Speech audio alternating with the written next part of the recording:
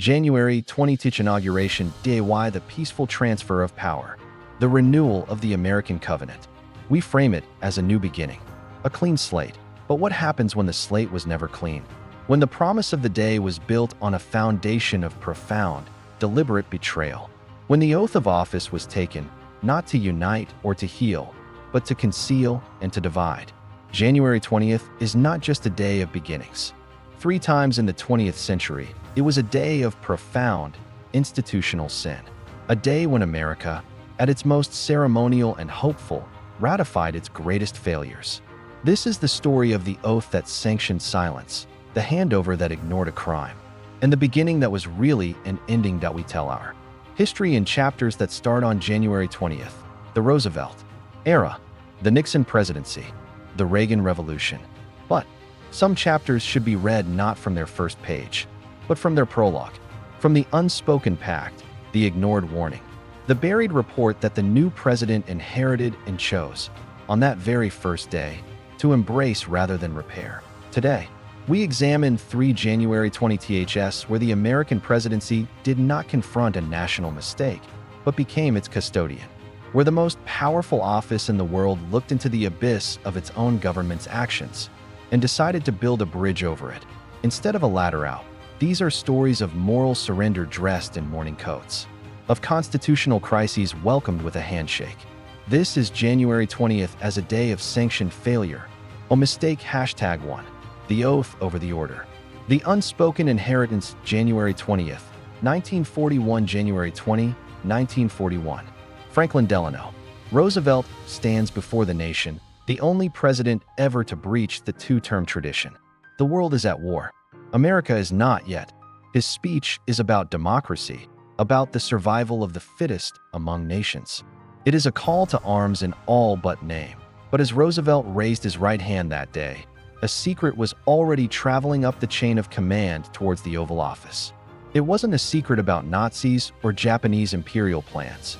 It was a secret about Americans. For over a year, a small team within the Treasury Department, not the rabidly anti-Japanese War Department, but Treasury, had been conducting a secret investigation. Their mandate, to assess the loyalty risk posed by Japanese Americans on the West Coast. Their conclusion, reached in late 1940, was unequivocal. The Japanese problem has been blown up out of proportion because of racial and economic prejudice. They found no evidence of organized espionage, no fifth column. They recommended against mass action. Their report was buried by the War Department on January 20th, 1941. President Roosevelt took an oath to preserve, protect, and defend the Constitution of the United States.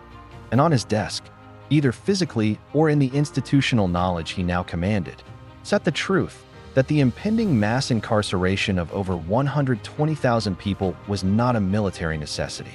It was a political choice, fueled by racism, awaiting a presidential signature. The active choice of the mistake was not Executive Order 9066, which would be signed after Pearl Harbor. The foundational mistake was January 20th, 1941. It was the moment the president was fully briefed into a reality of manufactured hysteria. And he chose, in that inaugural moment of supreme power, to do nothing to stop its momentum that he inherited a lie dressed as a contingency plan.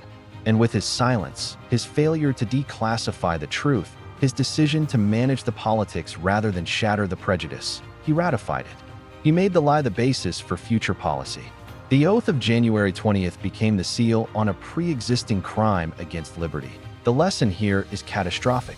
The greatest abuses of power are not always acts of wild initiative. They are often acts of quiet, informed acquiescence. The sin of knowing the truth and allowing the machinery of fear to grind on anyway. January 20th, 1941, was the day the American presidency was put on notice about a coming atrocity. And it nodded and moved on to the next agenda item. Mistake number 2, the handover of the quagmire. The poison chalice. January 20th, 1969, January 20, 1969. Richard Milhous Nixon takes the oath. America is torn apart. The Vietnam War is a bloody stalemate. 30,000 Americans are dead. Protests define the era. Nixon campaigned on a secret plan for peace, on law and order. The outgoing president, Lyndon Johnson, is a broken man, consumed by the war he could not win. The handover of power this day is among the most consequential in history.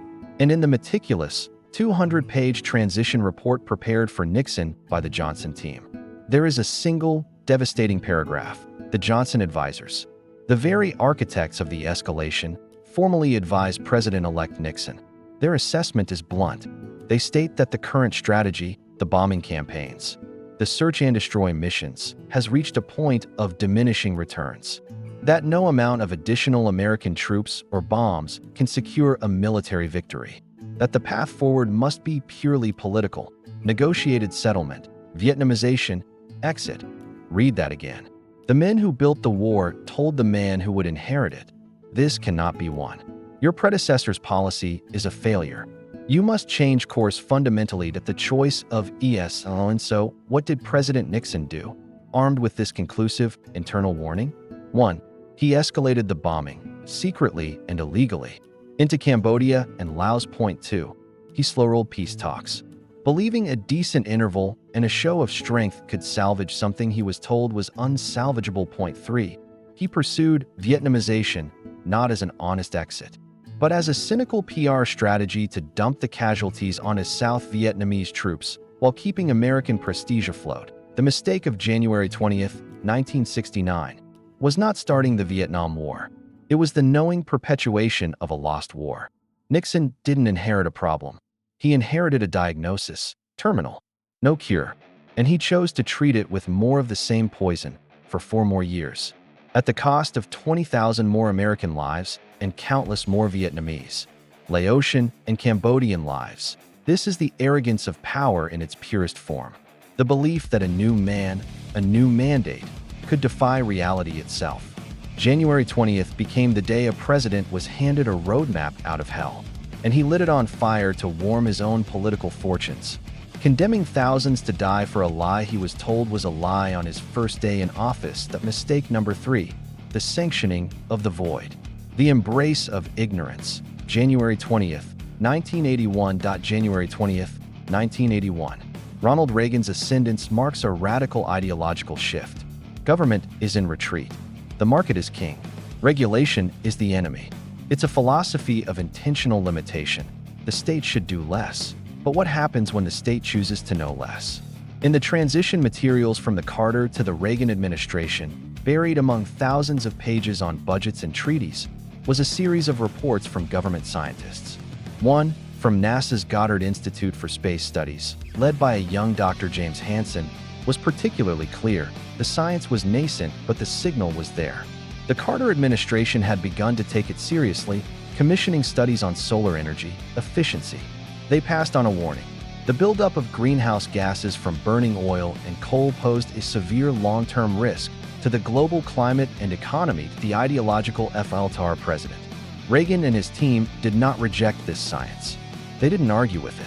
They did something more profound. They subordinated it. It was filtered through an ideological lens that said, if the solution involves government regulation, international treaties, or questioning the supremacy of the fossil fuel industry, then the problem itself must be redefined or ignored. So January 20th, 1981 marks the day the American presidency was formally briefed on the coming climate crisis and chose an ideology that was intrinsically incapable of addressing it.